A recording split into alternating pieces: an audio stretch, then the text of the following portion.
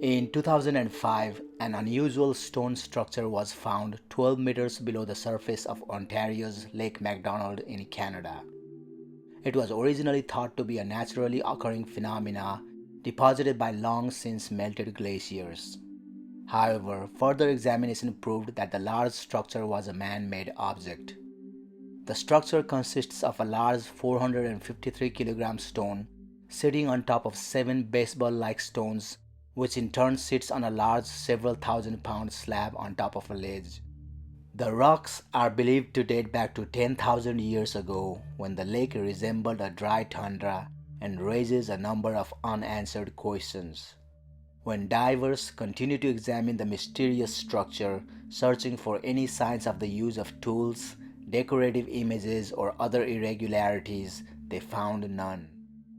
The thick layer of silt covering the vertical surfaces suggested that no human had touched the stone for a very long time. There is geological evidence that eastern North America experienced a dramatic drought between 9000 and 7000 BC.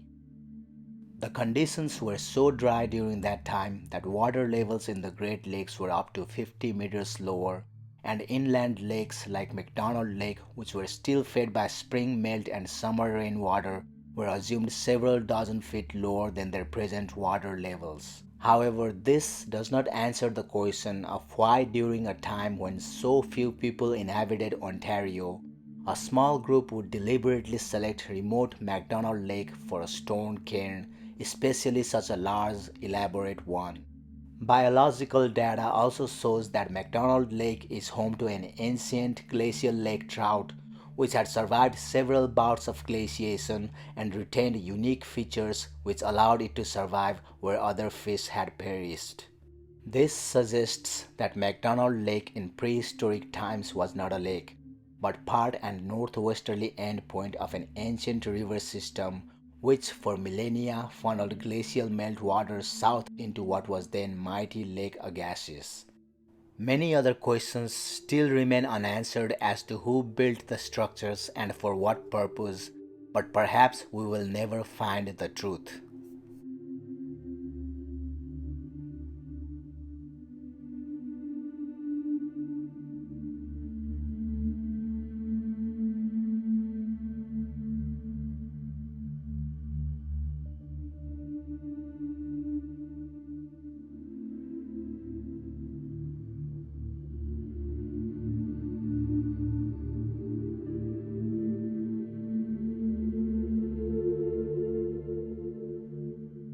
In June 1374, the people of the German city of Aachen stepped out of their houses en masse and started to thrash about uncontrollably in a state of delirium that resembled a manic kind of dancing. This was just one outbreak of what came to be known in medieval Europe as the Dancing Plague. The history books are full of accounts of large groups of people breaking into dance. One of the earliest known cases occurred in the French town of Berberg in the 9th century, where a Christmas Eve service was ruined by a group of peasants suddenly jumping up and singing and dancing for no apparent reason. In 1237, there was another outbreak in the German town of Erfurt. On this occasion, a large group of children leaped and danced 20 miles to the nearby town of Arnstadt, much to the bafflement of the residents of both towns. Many believe this was the origin of the Pied Piper of Hamelin's story. The outbreaks continued to pick up pace throughout the 13th century, most notably in 1278, where the dancing antics of about 200 peasants on a bridge over the river Meuse caused it to collapse, leading to many casualties. The following 2 years saw further outbreaks occur in France, Germany, Switzerland, and the Netherlands. Then, in 1518, another famous dancing plague took place in Strasbourg, which was one of the biggest outbreaks ever recorded. A local woman came out of her house and started dancing, and within a week, hundreds had joined her. They danced day and night until they collapsed, and some may have even died. Medieval church authorities believed it was either demonic possession or a curse. In Italy, spiders were thought to be the cause, and locals called it tarantism because they believed arachnid venom was bringing on the delirium. One modern explanation is that the psychological stress from severe bouts of famine and disease at the times were the cause. Another scientific theory is ergot poisoning, the result of eating bad rye, which can bring about hallucinations, involuntary movements, and delusions.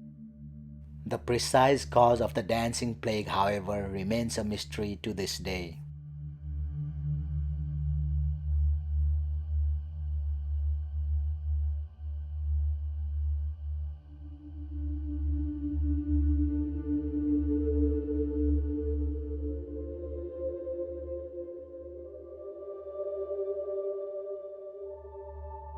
Created during Japan's Neolithic Jomon period, the dogu are small humanoid and animal clay figures with very strange looking characteristics.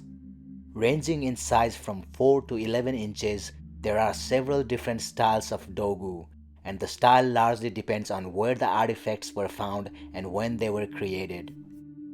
A vast majority of the dogu figures resemble some sort of humanoid wearing a suit that looks like a space suit. They usually have marks on their faces, chests, and shoulders and are depicted with helmets or goggles with strange elongated heads. Some of them also have almond-shaped eyes, and the eyes are nearly always depicted disproportionately in relation to the body. Other dogu statues have appearance of a female body with big eyes, small waists, and wide hips, with some also resembling a pregnant woman. Archaeologists have uncovered about 18,000 of them, ranging from 2300 to 10,000 years old, but they still aren't sure what they were used for. This is partly because writing in Japan began in the 6th century AD, a long time after the dogu were created, and dogu were created only during the Jomon period. By the time the next period of Japanese prehistory occurred, the dogu figures were not made anymore. Some theorize that the objects were used as toys, while others think they may have been used for funeral, religious, or fertility rituals, but no one knows for sure.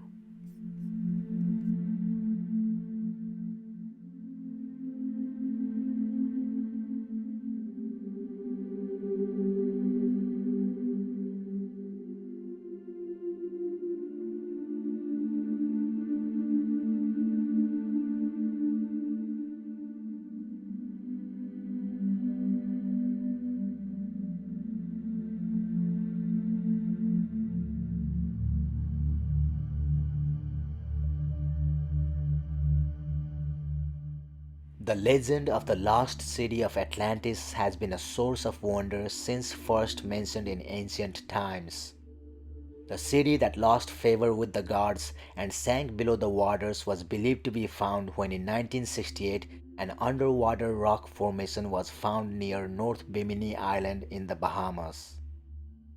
The half a mile long series of limestone blocks, which are laid out in a linear pattern, lies just under 18 feet of water and resembles a paved road.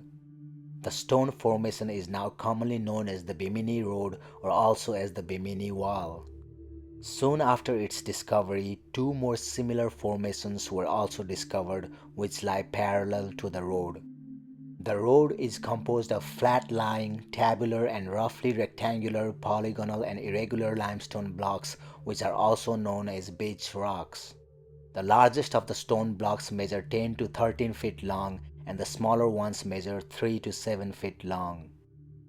While the unusually symmetrical arrangement of the stones has led to speculations about it being the remnant of the long-lost city, scientists believe it to be a natural formation as carbon dating and structural examinations have found that the stones had actually formed over long time through erosion.